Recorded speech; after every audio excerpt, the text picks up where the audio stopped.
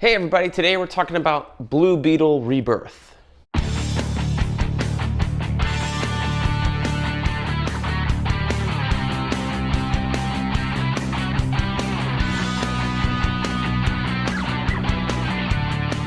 Hey everybody, welcome back to BK's Bullets. As always, I'm your host, Brent, and today we're going to review the Blue Beetle Rebirth, Volume 1, The More Things Change.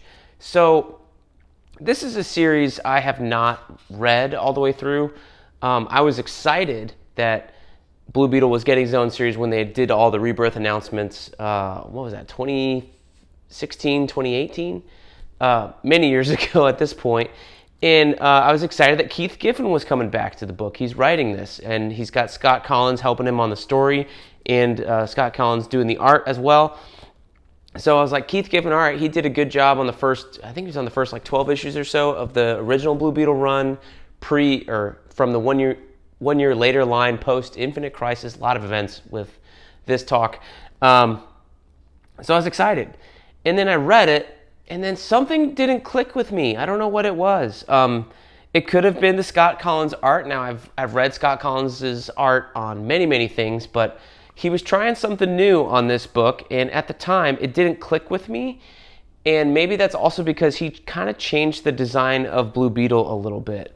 See, Blue Beetle, like his eyebrows here are quite weird. Like it's never been a thing that they stick outside of his head or anything. So he was just changing the design in just a little bit of ways, and it never really like clicked with me that I liked that. I think the design around his eyes also changed a little bit. He always had a mouth, but it was never like as expressive sometimes. Or maybe, was there a mouth? I don't know if he did have a mouth half the time. So maybe that was another new thing. I was like, why is his mouth open? I don't know. Like I said, something just didn't click with me on the art here. He gives it more expression, him having a mouth that's able to open and talk and things like that. God, that really bugging me if he had a mouth that's open. Oh, yeah, it does have a mouth. All right, I'm wrong. But he did change the design of the eyes. Like clearly, this, this is the original design here, and then you have the new one. It's a little different, but inside of the book, he actually like draws it more of just a triangle as opposed to the original design here. Which this is the one I love. And then he kind of gives him a little more of a sharp chin, although that is somewhat here on the Cully Hamner drawing, but it was never actually like realized in the book. It was just a piece of, he still had like a black mark on his chin. As a regular chin, as opposed to like the sharp curviness that Scott Kolins gives him. So yeah, I guess that was something there. I was like, why are they changing the design? This doesn't, it doesn't like. There's nothing about this design change that felt necessary. There was nothing that felt. Certainly wasn't story driven, and it wasn't different enough or cool enough from what we originally had. And realized this is now just like 6 or 7 years from when he originally appeared in 2008 that this was coming out, that it was like, why are we doing this? This doesn't make any sense. And this is his third series. Like, it just felt a little unnecessary. So I'm not saying that the art's bad. It's just that Scott Kolins was trying something new here. The coloring, I think, was different than I'd seen on Scott Kolins before. And he changed the design, and something didn't click with me. So I didn't end up reading all of this book. I don't know if I read all 4 or 5 issues. This collects the Rebirth special and Blue Beetle 1 through 5. I might have gone all the way to 8, actually. So I had read all this before, but it's not to say that like there's anything in this volume that's bad. It's just it doesn't go anywhere. And maybe that's where I was like reaching for something like, what is this going to give me? Where is the story going? There wasn't an arc per se. You have the Rebirth special. We're introduced again to Jaime and his family. His family's back. I was happy about that. Paco and Brenda are back to their old selves. They're the main characters, the sidekicks here. They have a little bit more antagonist relationship, and it feels more like the classic Blue Beetle, I would say, if you can call Blue Beetle classic anything, like the original run. But there's still some changes here that neither here nor there. It's hard to make sense of. It's hard to make sense of what's still part of Blue Beetle's like history at this point also, because you have the New 52 with the revamped origin, and then you have Ted Kord in here, and Ted Kord was dead when this book came out because he got killed in Countdown to Infinite Crisis, so he was not a figure. And then now you have Ted Kord here, and I distinctly remember reading a Ted Kord dying in Forever Evil from Jeff Johns, but apparently that was his dad. And this Ted Kord was kind of Blue Beetle.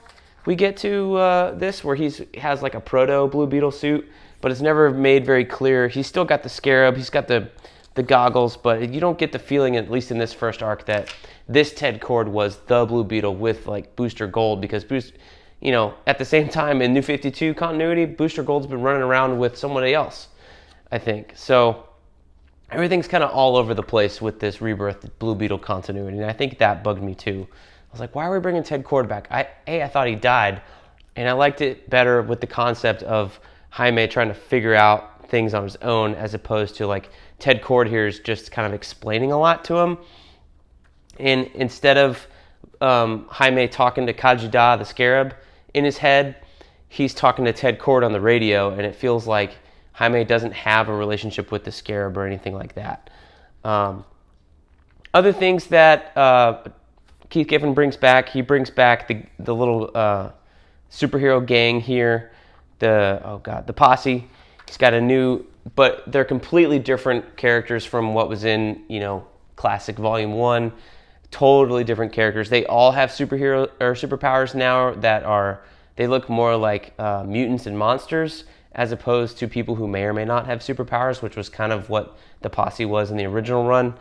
And then you've got Blur here, and she's kind of interesting. She's hitting on Jaime, and it just kind of ends like there's little tales. Maybe, these so frustrating to talk about because it's kind of all over the map. There's a arc with 1 through 3 here with the Blur and meeting the posse, and then it kind of ends, and then you have I think this is number 4 with the Night Terrors, and these green guys show up, and it's never really explained what that is.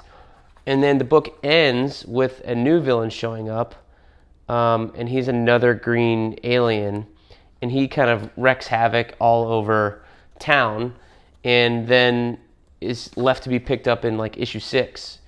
So it's kind of confusing as to like what the main arc here is in this book. And when you're used to reading serialized storytelling in a 6-issue arc, you're looking for something to be there and it's not there. It feels more frustrating than it should be. But at the same time, these are not one and dones. There's not a single issue story in here at all. They all tie into each other a little bit, but it almost feels as if Keith Giffen is like starting a new plot thread every time a new issue pops up, and instead of rolling on into the next one or building on the last issue, things like that. So it's a little confusing, I think, to read, and maybe that's why month to month when I was buying it, I was like not pleased at all, because every time I picked up a new issue, I felt like, did I read the last one? Am I missing something here? I do remember going back in that mindset and being like, what am I missing here? Because this doesn't make any sense. I don't remember any of this, like where Jaime left off from the last issue. And it turns out I'm not crazy, because there's definitely stuff in here from issue to issue that would, I think, confuse a reader when they were reading it monthly. In this trade paperback, though, it's okay. So yeah, this is the Rebirth era of Blue Beetle. There's 2 more trades of this. We're going to read them and we're going to review them, and then we'll get to the really awesome stuff that unfortunately has recently ended with the Josh Trujillo Graduation Day and Scarab War trades. And then there's a 3rd one coming out, I think, in January. So we'll take a look at that when that comes out.